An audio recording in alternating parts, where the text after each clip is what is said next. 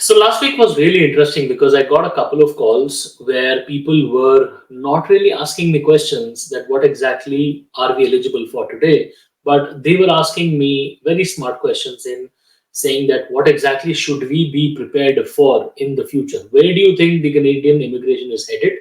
What is the future flavor of PR in the times to come so that when we land next year, maybe our children are going to land, what field, what industry, what are the kind of thoughts that we should be prepared with so that we can start preparing today. And when we land, our PR is not so difficult. So this got me thinking. I went through a couple of previous interactions and all the news that has been going around, and we've got some pretty strong indicators which will help you enabling you in being prepared for a PR in the times to come. Well, this video is going to be really important if you are thinking of coming to Canada in the times to come. Guys, please be sure to watch the video till the end. My name is Sai.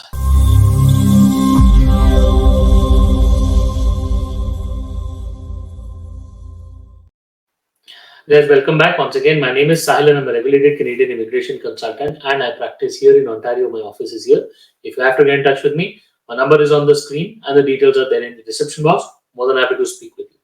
Before we proceed any further, please make sure that you hit the subscribe button and the bell icon because we talk a lot about Canadian immigration. And if you are an aspirant to move to Canada, then this is a channel that you must be subscribed to all the time.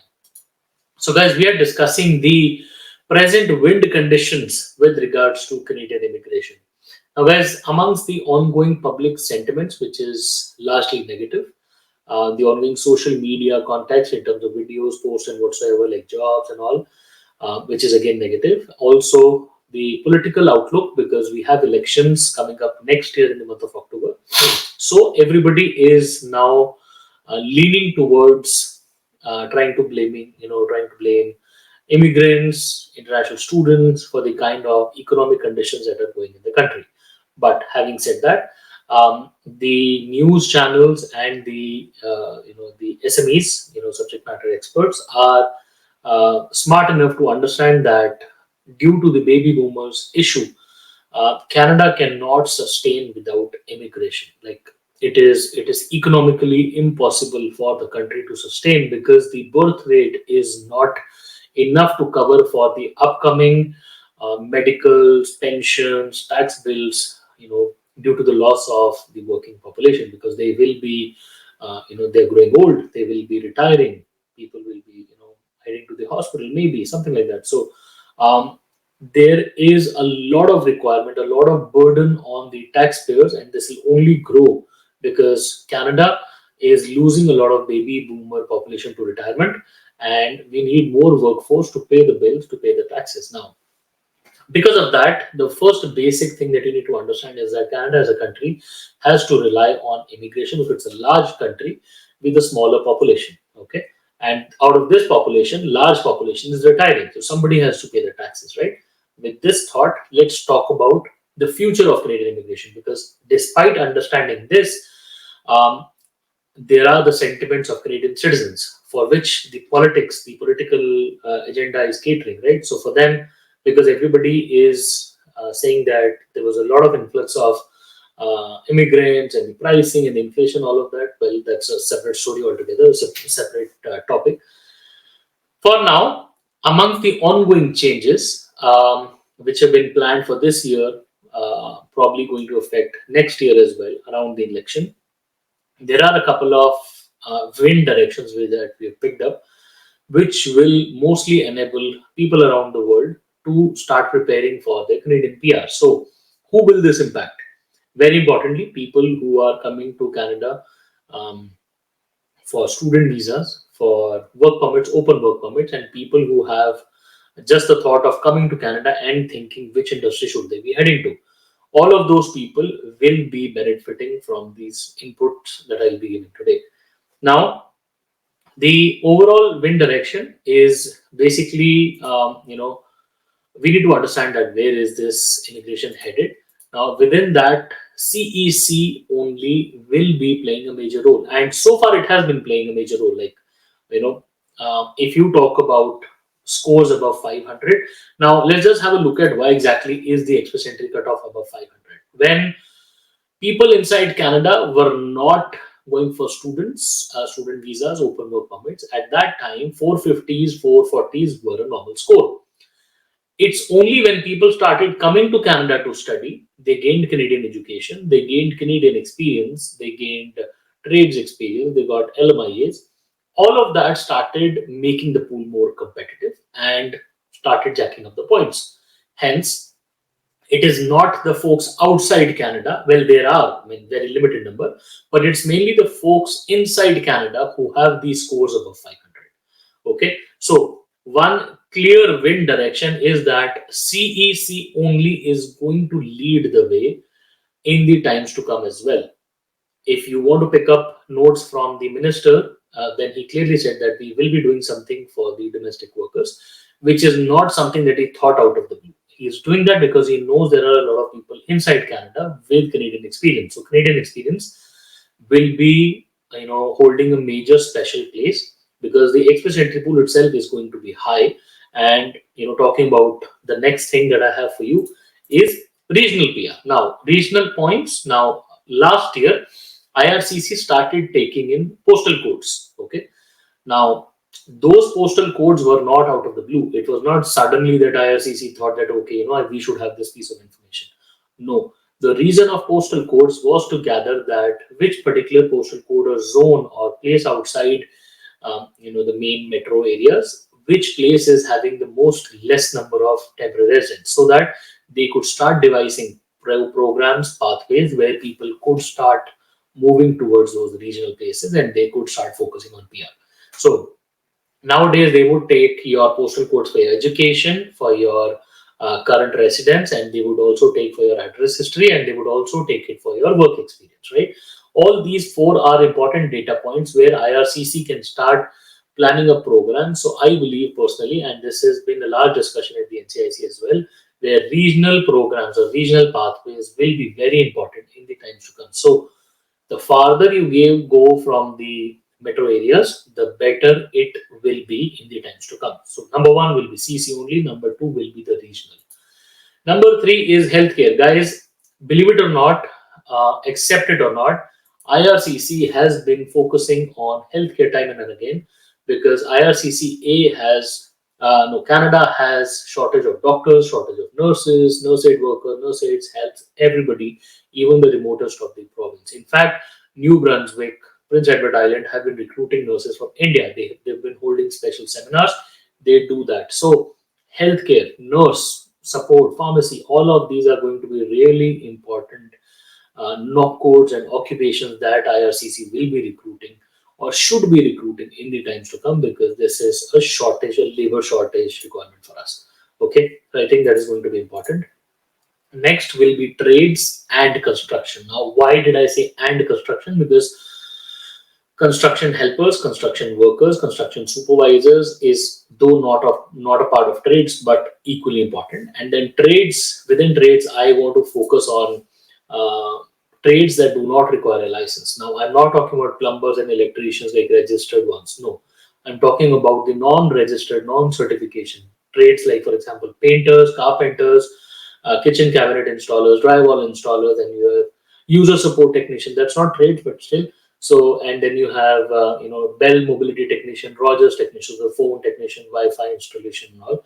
All of those are important knock codes, important occupations, and there is a shortage of people who are working in that. So trades, especially in the remotest. So the killer combination would be somebody working as a plumber or say a painter, a welder in a regional with CEC. It's killer combination, right? So that's how you need to be planning for your PR in the times to come. And this is why the video is there today, right? Guys, French language. I have been pressurizing, I've been forcing, I've been, contemplating for a very, very long time. I think the earliest video back to date was back in 2022.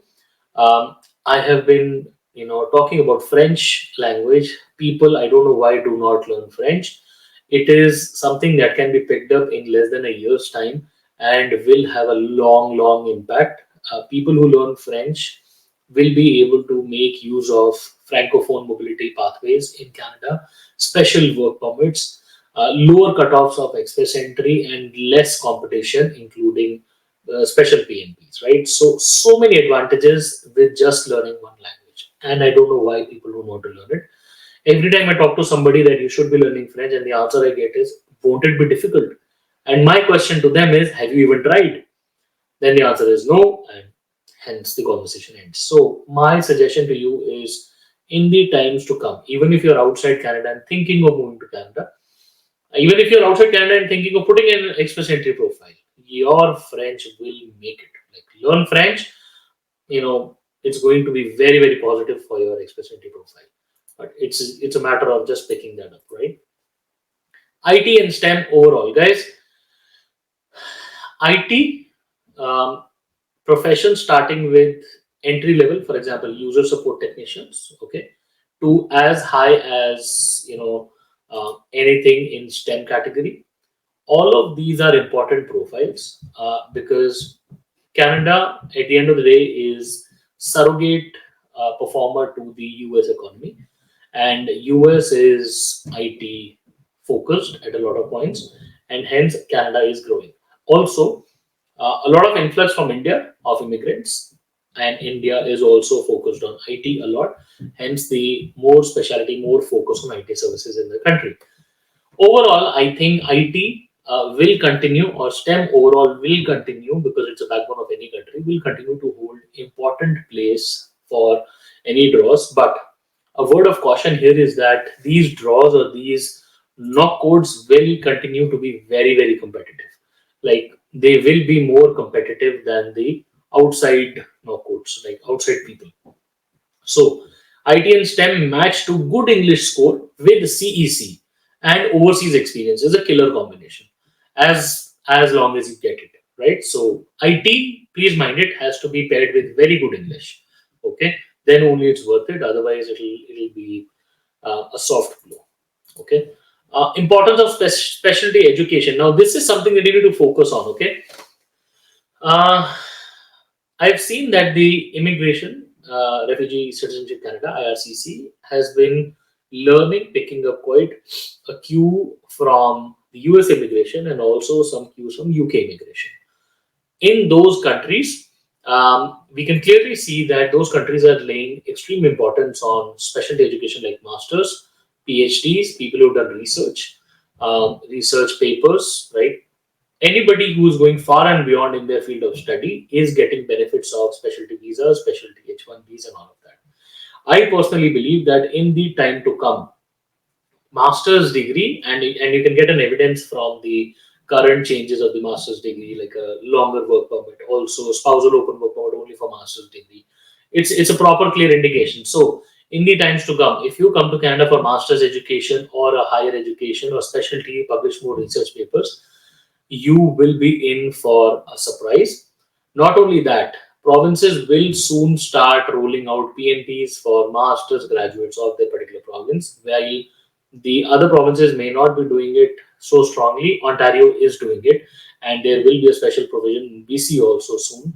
So these are good. So coming to Canada for master's degree will be very important, and that too, if you are going far and beyond in your education, PhDs and all doctoral candidates, you will be getting the benefit. So come to Canada for higher studies rather than just a 2-year diploma after your grade 12. That's no more the way to come to Canada. It's out and over. Okay. Overall, the flavor of Canadian immigration says that soon there will be reduction in the numbers, and the immigration minister has made it very, very clear that they are looking at reducing the numbers from 6.5% to 5%. While that number, that percentage appears to be only 1.5%, but that's going to make a big blow, because to reduce that 1.5%, that means thousands of people. One. Secondly, to reduce those thousands of people, there will be 100,000 of applications that will be reduced. Okay. So it only means that this reduction will not come easy. It will come at the price of a lot of visa refusals to a lot of people. And also, these these numbers, to achieve these numbers, these refusals and all, they'll be refusing files left, right, and center. So It won't be easy in the times to come, and IRCC at this moment is hell-bent on bringing in the temporary resident population under control. They want to bring it lower because it's literally 6.5% of the overall permanent population of Canada. They want to bring it under control, and they want to justify to their PR numbers. So overall, I think the next 1.5 to 2 years, which is up until the end of 2025, the times are going to be in the favor of all that I said in the video today. Obviously, this is my opinion. This is my personal understanding. This is not a legal opinion for all of you to follow. This is only based on the trends that I'm picking up on. Um, if IRCC brings up any other programs which are in favor of everybody else, for sure that will be a very, very good news, and we'll be the first ones to share as well. But for now, this is probably what we are seeing as a trend in the times to come. Guys, I hope the information shared today was helpful and gave you much insights into what's happening in the world of Canadian immigration. If you have anything to discuss with us, you can book an appointment with us, one-on-one session, and we would be more than happy to speak with you. Also, if you haven't subscribed to our channel yet, we highly recommend subscribing, sharing the videos, and liking the videos. And we wish you all the best, and we really hope to see you soon in Canada. All the best.